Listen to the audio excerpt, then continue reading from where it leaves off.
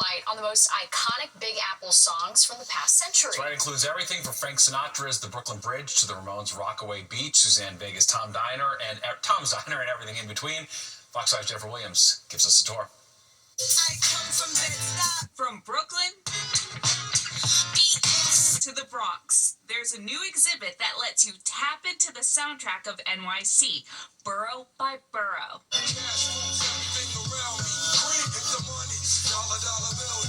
We really wanted to capture the spirit, the grit, and the energy of New York City through song. I love New York, and I heard about the music of New York, and I wanted to be part of it.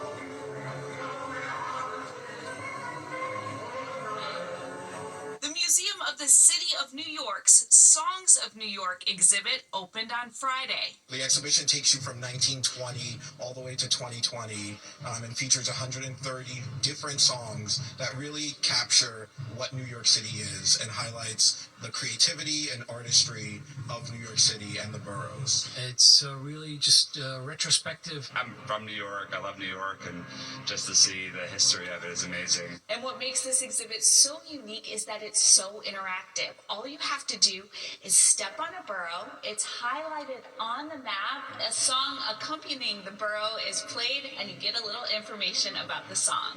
What was your favorite part about the exhibit? I think just it's interactive. Like, just you could step on it and then the music just speaks to you. It's really great. The original exhibit was part of the museum's centennial celebration in 2023 and was a huge hit. So it was brought back and will take you on a musical journey through time and all 5 boroughs. You're able to hear the sounds of the city and the things that make New York, New York. Whether you're listening to Notorious B.I.G. and thinking about his time in Brooklyn. Call a trip, same number, same hood, it's all good. Or you're listening to the Talking Heads.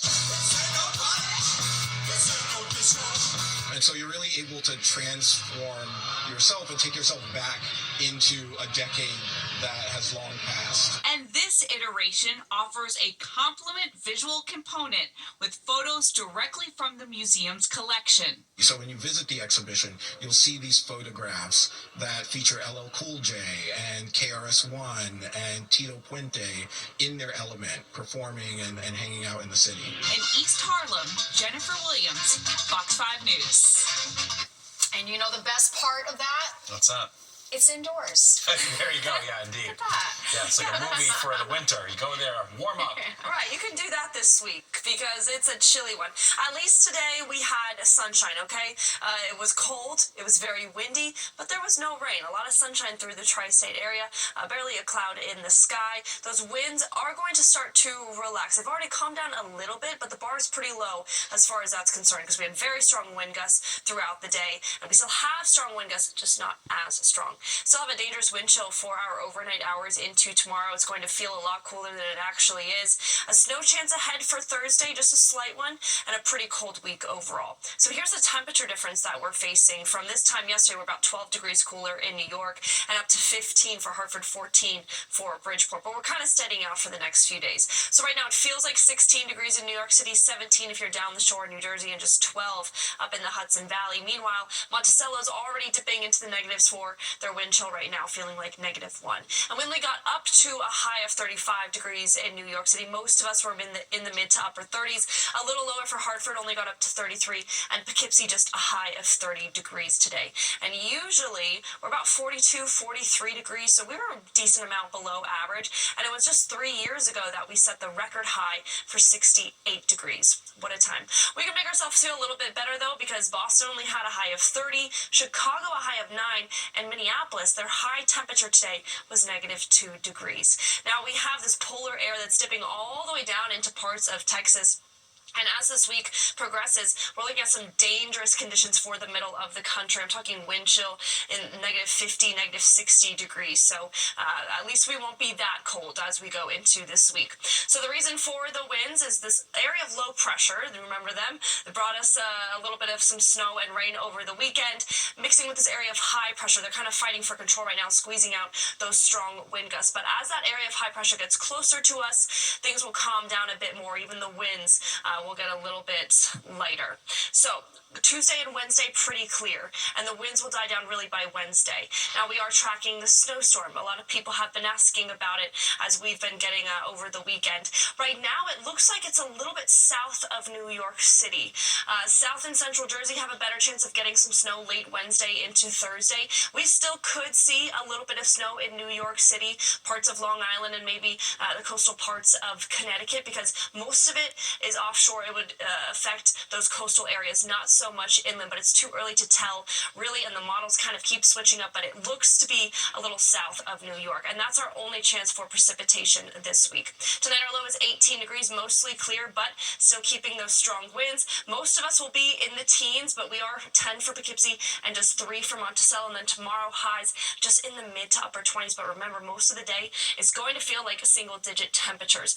In the 20s for the next few days. By Friday, we're up to 35, so still chilly, but we got our sunshine back, and then Monday, maybe next week, we'll get back into the 40s. Sounds good to me. Yeah, it's going to feel like we're in Cabo, so that'll be great. All right, thanks, Liv. Well, a splash of excitement along the East River with a couple of dolphins in the water. That's right. We're going to dive into what may have caused the animals to swim upstream. Well, this is pretty wild. New tonight, police in New Haven, Connecticut rescuing a baby seal that somehow ended up on a city street this weekend. The seal was found on Chapel Street, and right now no one's sure how it got there. New Haven PD picked up the seal, took it to Mystic Aquarium where it'll be rehabilitated. I'm glad they found it. I know. I'm glad it was in good shape. That's kind of wild. Wow. Well, nature's all around us, even in the concrete jungle. A pair of dolphins were caught on camera leaping through, of all places, the East River. Pretty incredible video. Fox 8's Arthur Chian shows us why marine biologists are excited about this rare sighting. This is the parrot that's been making a splash in the news world. A couple of dolphins frolicking in the East River by the Upper East Side, sometimes even leaping out of the water, a rare display of wildlife in our concrete jungle. It's good. That's good to see it. It's really interesting to see it, like the animal life. Let me tell you something. If they're coming here, something going on out there, they have to come here. As if the sightings need to be any more romantic, the dolphins showed up on Valentine's Day, bobbing up and down off the FDR Drive by 96th Street. Their movements are being tracked by Gotham Whale, a research, education, and advocacy nonprofit dedicated to marine mammals. While scientifically, these are called common dolphins, experts say spotting them here is incredibly uncommon. It's especially rare to see common dolphins for sure, let alone from Manhattan. So I think this is super exciting and something that people don't always appreciate.